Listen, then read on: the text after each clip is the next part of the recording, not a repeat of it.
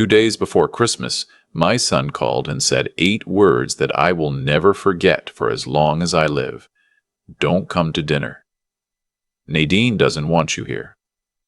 I stood in my kitchen in Fredericton holding the phone, snow coming down outside the window, and I remember thinking, this is it.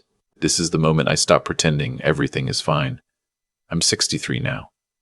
My name is Arthur Bellamy, and I've been a carpenter most of my life. I built houses for other people for 35 years, raised 2 kids in a split level on Riverside Drive, watched my marriage to Patricia fall apart slowly, the way old wood rots from the inside out, long before anyone can see it from the outside. When Patricia and I divorced, my son Evan was 26. My daughter Leah was 22. Leah took it hard, but she kept calling. Evan took it differently. He took it personally, like I'd done it to him. That was 7 years before the Christmas phone call. 7 years of carefully maintained distance. 7 years of holidays where I'd drive 3 hours to Moncton and sit at the edge of whatever gathering Evan had organized, feeling like a guest who hadn't been properly invited. 7 years of Nadine looking through me rather than at me. She wasn't cruel in any obvious way. She was just precise about it. The way she'd answer my questions with the minimum possible words. The way she'd leave the room when I arrived. The way Evan's voice changed on the phone when she was nearby. I understood something about Nadine that took me years to admit. She didn't dislike me because I was difficult. She disliked me because I was a reminder that Evan had a life before her. That was enough. The year before that Christmas, I'd sold the house on Riverside Drive. 31 years I'd lived there. I'd built the back deck myself, replaced every window over time, knew every creak in every floorboard. When the sale went through in October, I walked away with $260,000 after paying off what was left on the mortgage. It was more money than I'd ever had in one place. I put $200,000 into a GIC at my credit union and kept the rest liquid. I moved into a 2-bedroom apartment on the north side of Fredericton, close to the river, quieter than I expected. I thought having that money might change something with Evan. Not that I planned to offer it. I wasn't foolish, but I think I believed in some part of myself I'm not proud of, that knowing I had resources would make me feel less like I was approaching him with my hat in my hand. It didn't work that way. 3 weeks before Christmas, I called Evan to ask about the holidays. I asked carefully. I'd learned to be careful with him. Was there a time that might work to come over? Even just for coffee. Even just for an hour. He said he'd check with Nadine. I knew what that meant, but I waited anyway because that's what I'd been doing for 7 years. The call came 2 days before Christmas Eve. Evening, around 7 o'clock, I was making soup. Evan's voice was the way it always was when Nadine was in the room. Clipped, efficient, someone else's voice wearing my son's. He said they were keeping Christmas small this year. Just immediate family. I asked if I wasn't immediate family. That's when he said it. Don't come to dinner. Nadine doesn't want you here. He didn't apologize. He didn't explain what Nadine's reason was, though I doubt there was a reason beyond the usual one, which is that my presence bothered her, and Evan had long since stopped weighing my feelings against hers. He just said it plainly, the way you tell someone their package has been delayed. Matter of fact, not his problem. I said okay. I said I understood. I hung up. I stood at the stove and looked at the soup I was making and thought, you are 62 years old and your son just uninvited you from Christmas because his wife doesn't want you there. And I felt something that surprised me. Not grief, not anger, just a kind of exhaustion. Like I'd been carrying something for a very long time, and my body had finally decided to acknowledge the weight. I called Leah.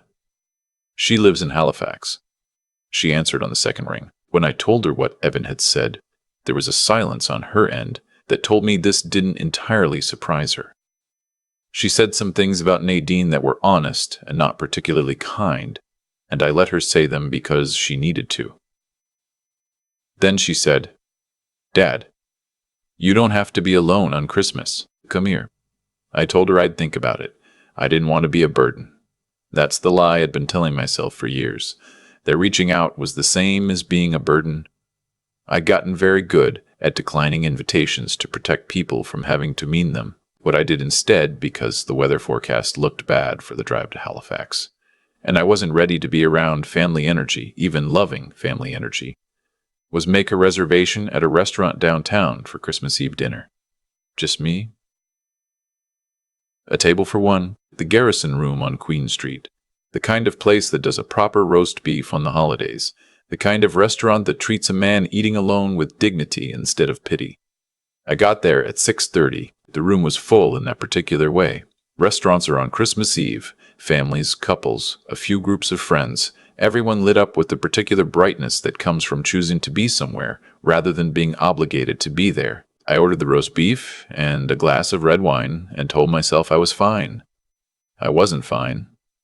I wasn't falling apart, but I wasn't fine. I kept thinking about Evan as a little boy. He used to follow me around when I was working on the house, hand me tools before I asked for them. He learned the names of everything: joist hanger, chalk line, wood chisel. He was proud of knowing.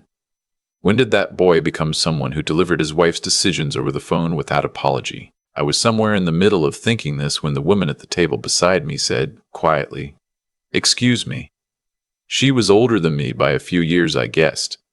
White hair, reading glasses pushed up on her forehead. She had the look of someone who had been handsome her whole life and had stopped being particularly interested in it.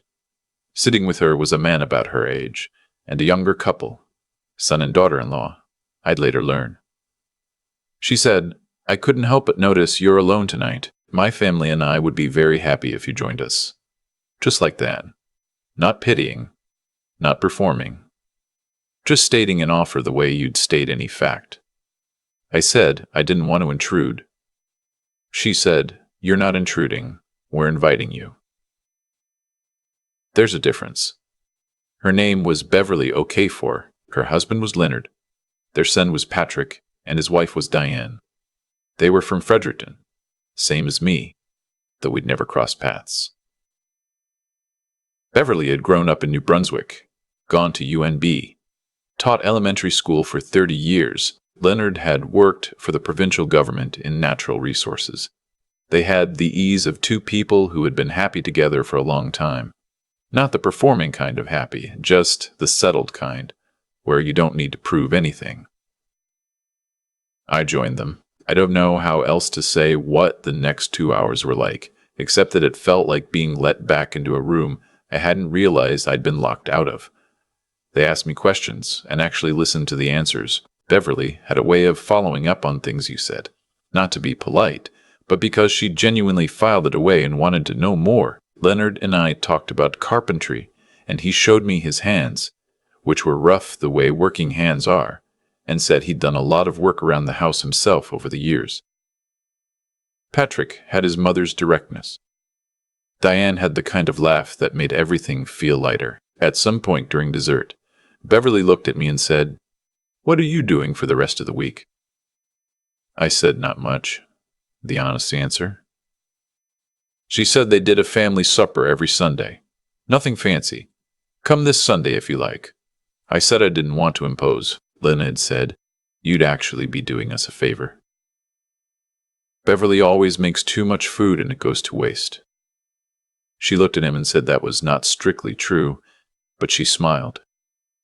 I wrote down their address on a napkin because I didn't have anything else to write on. Beverly had neat handwriting, clear numbers. Driving home that night, I thought about Evan. I thought about Nadine. And then I stopped thinking about them because something had shifted, just slightly, and I didn't want to waste it on people who'd chosen not to be there.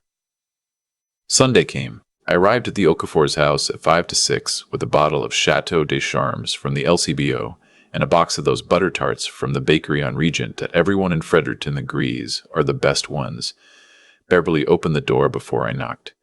She said, "I was wondering if you'd come." I said, "I almost didn't." She said, "But you did." That was the whole conversation. She stood back and let me in.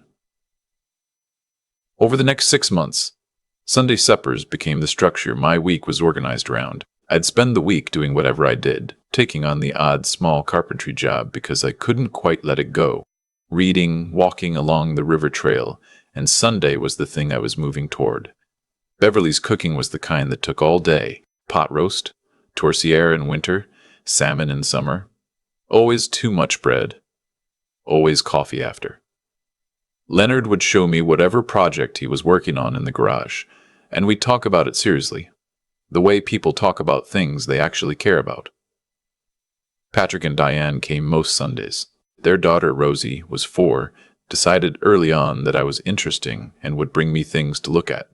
Rocks, drawings, a beetle she'd found, once a very small piece of wood that she said was a boat. I started bringing things to fix when I came. A loose hinge on Beverly's pantry door, a window in the upstairs bathroom that had started to stick. Leonard's workbench that needed reinforcing. They didn't ask me to. I just noticed things and fixed them because it was what I knew how to do and because it felt like a language I could speak when I didn't have other words. By month 3, I had a designated mug at the Okafor house. White with a chip on the handle that Beverly had put a small piece of tape over. She said it was still perfectly good. I agreed.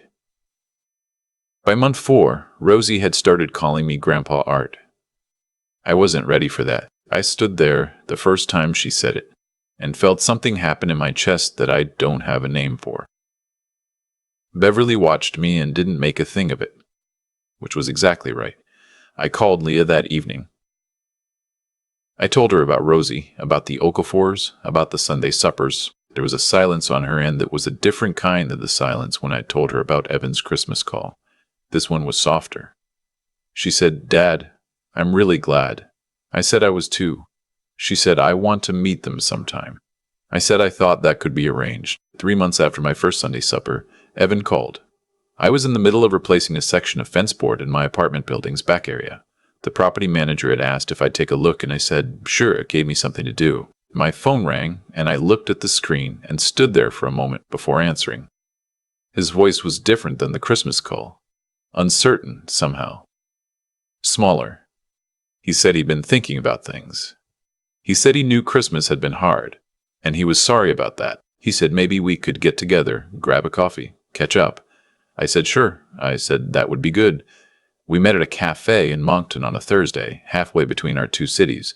I drove the hour and a half without expectations, or I tried to. I got there first and ordered tea and sat by the window and watched the street. Evan arrived 8 minutes late.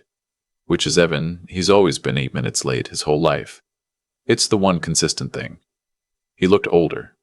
Not badly, just more worn. There were lines around his eyes that hadn't been there at Christmas.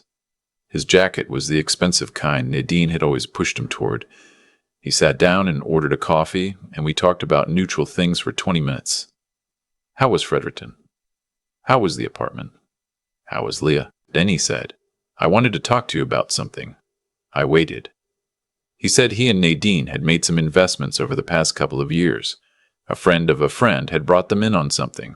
A rental property development outside Halifax. Very solid projections. Good returns on paper, but things had shifted. The developer had run into trouble. There were delays, then cost overruns, then something regulatory. Long story short, they'd put in $70,000, and they weren't going to see it back. He stopped and looked at his coffee. I said, Evan, how much do you need? He said, 50,000. He said it the way people say things they've rehearsed. He said it with a framework around it. They'd talked to their financial advisor. They had a plan to pay it back. This was just to bridge the gap, while they sorted out what they could recover from the developer. He said Nadine's parents had already contributed what they could. He said he hated asking. I looked at my son across the table. He was 40 years old. He had a good job managing logistics for a distribution company. He had a house in Moncton that Nadine had decorated to look like a magazine. He had everything that looked like success from the outside.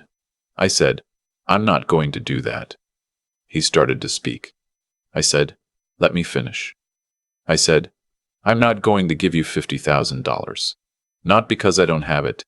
You probably know I sold the house and you've done the math. But, Evan, 2 days before Christmas, You called me and told me not to come to dinner because your wife didn't want me there. I didn't argue. I said okay, and I went and had Christmas Eve dinner by myself. And I've been thinking about that since. About what kind of father accepts that, about what kind of son says it. He said, "That's not fair. You know what Nadine's like. You know I didn't have a choice." I said, "You had a choice. You've always had a choice. You chose her version of things every single time. And I'm not saying that to punish you. I'm saying it because I think you need to hear it from someone who's watched it happen for 7 years." He was quiet for a moment. Then he said, "So that's it. You're holding Christmas over me to justify not helping." I said, "I'm not holding anything over you. I'm telling you where I am. I'm 62 years old, and I've spent 7 years making myself small so that your wife would be comfortable and you wouldn't have to choose. I'm done doing that. If you want a real relationship, I'm here for that, but I'm not going to be someone you call when the investment goes bad." He said, "I can't believe this." I said, "I can't believe it." That's the difference between us right now. He left 20 minutes later. Not dramatically. Evan doesn't do dramatic. He just said he had to get back. It was a long drive. He'd think about what I'd said. I watched him walk to his car. I sat at the table for a while after that, finishing my tea, watching the street. I called Beverly from the parking lot. She answered on the second ring. I said, "I just had coffee with my son." She said, "How did it go?" I said, "He asked me for $50,000.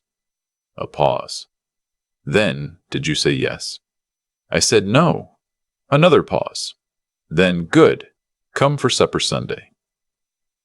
Leonard is making his chili. I drove back to Fredericton with the radio on. The highway through the winter trees, bare and gray and still standing. I felt something I hadn't expected to feel, which was steady. Not happy, not sad, just steady. 3 weeks later, Evan called again. I was in Beverly's kitchen, helping her get ahead on Saturday prep, chopping onions while she worked on stock. Leonard was in the garage. Rosie was at the kitchen table drawing something she said was a horse, but was actually, we both agreed privately, more of a very enthusiastic cloud. My phone buzzed on the counter. "Evan." Beverly glanced at the screen and then at me. I picked it up and stepped into the hallway. He didn't build up to it this time. He said the deal had completely fallen through. He said they owed money to Nadine's father on top of the original loss. He said Nadine was not doing well. He said if I ever had any interest in being part of his life, I would do this one thing, just this one thing, and then we could move forward. I said, "Evan?" "The answer is the same." He said, "Do you understand what you're doing to this family?" I said, "I understand what's happened to this family, but I didn't cause it and I can't fix it by writing a check." He said some things then that were hard to hear. He said I'd always put myself first. He said the divorce had proven that, moving to Fredericton had proven that, and now this was proving it again. He said Nadine had been right about me from the beginning. I let him talk. When he finished, I said, "I love you, Evan. That hasn't changed. But I won't be doing this." He said, "Then don't call me." I said, "Okay." He hung up. I stood in Beverly's hallway for a moment, looking at the wall where she'd hung a collection of small framed photos. Decades of Christmases and Easters and random Tuesdays, all these people choosing each other over and over. Then I went back to the kitchen and picked up my knife and kept chopping. Beverly didn't ask. She just moved the cutting board a little closer to me and kept working on her stock. After a few minutes, Rosie held up her drawing. She said, "Grandpa Art, does this look like a horse?" I looked at it seriously. I said, "It looks like the idea of a horse. I think that's actually better." She considered this. Then she nodded, satisfied, and went back to drawing. That was the last time I heard from Evan for 4 years. 4 years. Not a text, not an email, not a card at Christmas. Leah stayed in touch with him, quietly, the way she'd always navigated between us. She told me he and Nadine had sold their house in Moncton and moved to a smaller place in Riverview. that Nadine's father had covered most of what they owed, and the relationship there was complicated now. She told me he was doing okay, working, getting on with it. She didn't tell me more than that, and I didn't ask. My life in those 4 years was fuller than it had been in a decade. Sunday suppers. Carpentry jobs. I took for the interest of them, not the money. A hiking club I joined through the city recreation program, mostly retired people. Good company. Leah came to visit twice and stayed with me both times, and the second time she brought her boyfriend Thomas, who was a veterinarian and asked me about carpentry with genuine curiosity, and by the end of the weekend, I decided I liked him. Rosie grew from 4 to 8 and started calling me Grandpa Art in the comfortable way of someone for whom this has always simply been true. Beverly had a health scare in the 3rd year. Something cardiac, caught early, managed with medication and a fairly significant change in how much butter went into things. Leonard didn't handle the fear well at first. He called me one afternoon from the hospital parking lot while Beverly was having tests, and I drove over and sat with him in the car in the parking garage, and we talked about nothing in particular for 2 hours, which was exactly what he needed. He told me later that he didn't know how he'd have gotten through it without me there. I told him it was nothing. He said, "Don't say that. It wasn't nothing." The Sunday suppers continued through all of it. Leah told me about her engagement to Thomas on a Sunday afternoon. I was at the Okafors.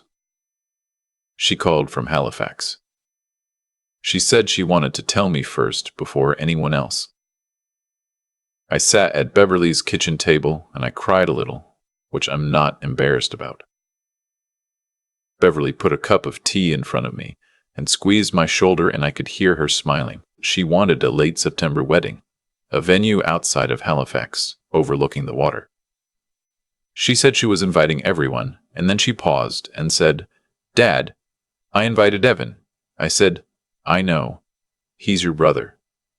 She said, "He might not come." "I don't know." I said, "That's his choice to make." She said, "Are you okay with it? With him being there if he comes?" I said, "Leah, this is your wedding. You don't need my permission for anything that happens at it." She said, "I'm not asking permission. I'm asking if you're okay." I thought about that. I said, "I think I'm okay with most things now." The venue was a property on the South Shore, white farmhouse, a field that ran down to the water, strings of lights in the trees for the evening.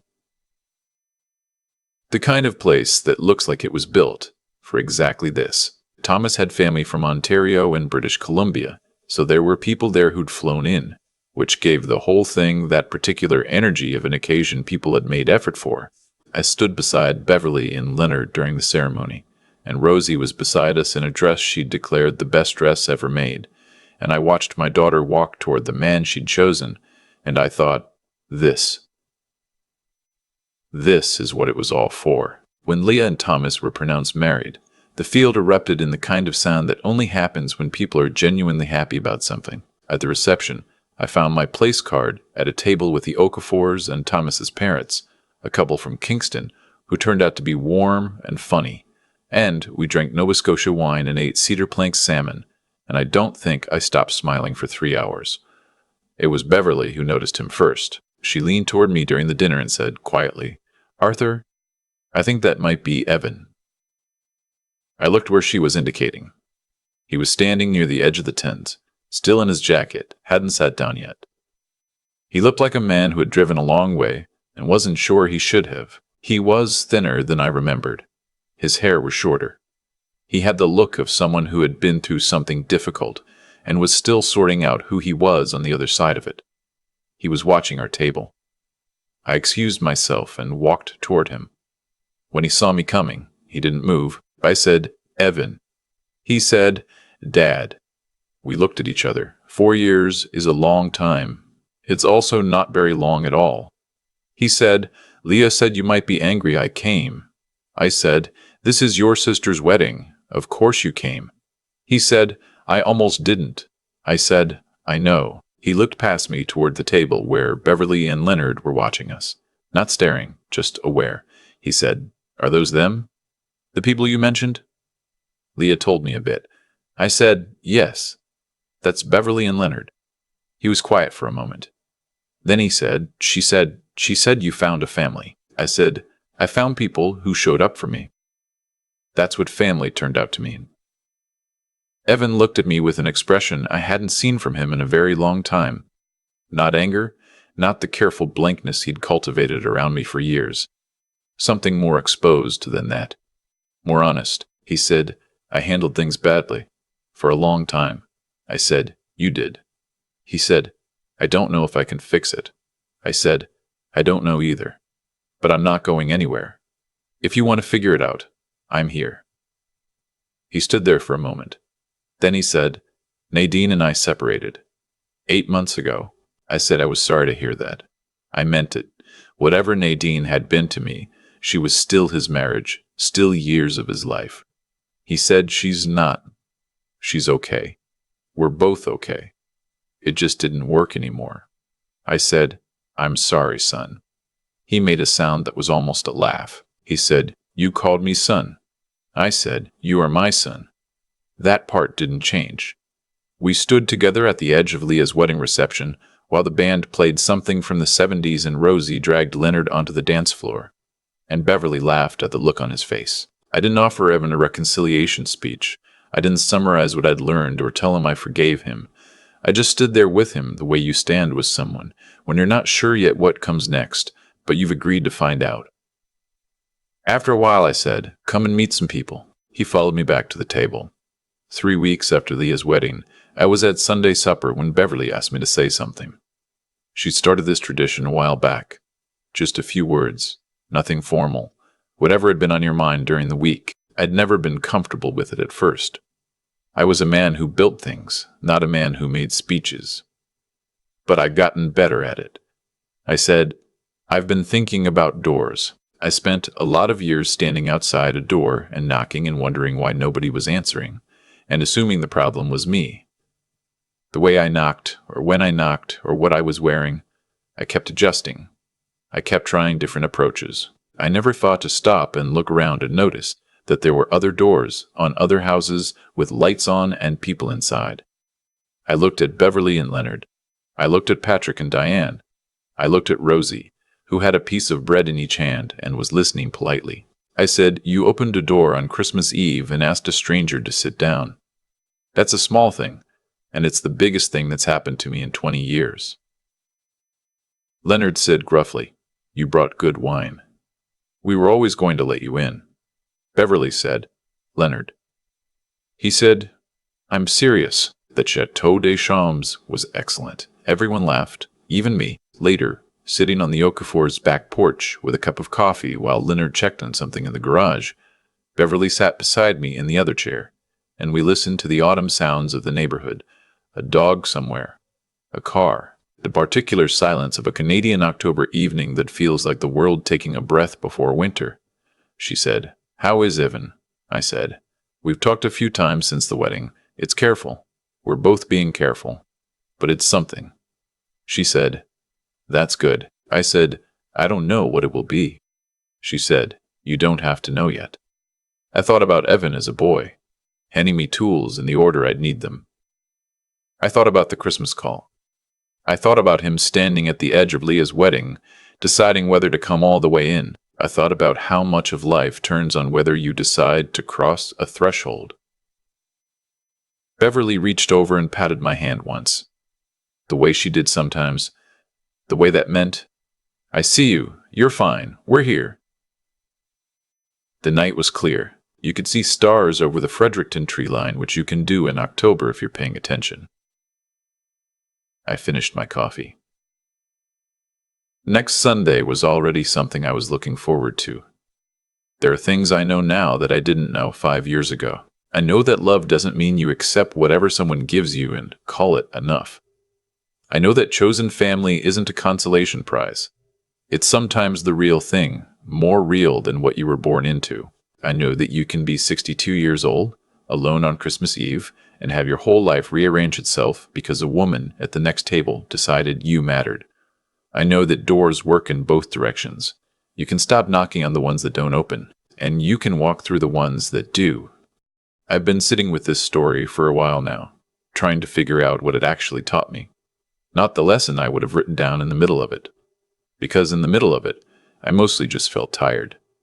I mean what it taught me once I had enough distance to look back clearly. The first thing I know is that what you accept becomes what people offer you. For 7 years, I accepted being an inconvenience. I showed up carefully, I made myself small, I said okay when I meant anything but okay. And every time I did that, I was quietly telling Evan and Nadine that this was the arrangement, that this was what a relationship with me looked like, something that happened on their terms, in their time, when it suited them.